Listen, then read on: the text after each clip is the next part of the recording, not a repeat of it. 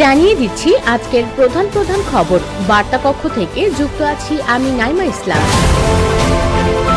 Israeli স্থলবাহিনীর প্রধানের পদত্যাগ, গ্রেফতারি পরোয়ানার মধ্যেই মঙ্গোলিয়ায় পুতিন, জিমি মুক্তির জন্য যথেষ্ট উদ্যোগ নিচ্ছেন না নেতানিয়াহু, বলেছেন বাইডেন। গাজায় ইসরায়েলি হামলায় নিহত বেড়ে 40,819।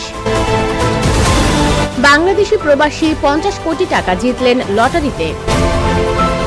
অবসরের ঘোষণা দিলেন আর্জেন্টিনার বিশ্বকাপ জয়ী গোলকিপার।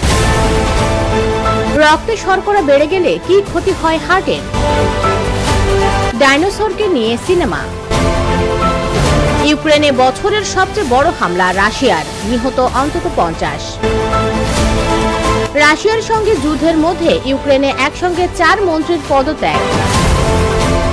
হামাস প্রধান সহ 6 সদস্যের বিরুদ্ধে মামলা যুক্তরাষ্ট্রের। গাজায় ইসরায়েলি হামলায় 35 ফিলিস্তিনি নিহত। বিস্তারিত জানতে ভিজিট করুন usbengal.com।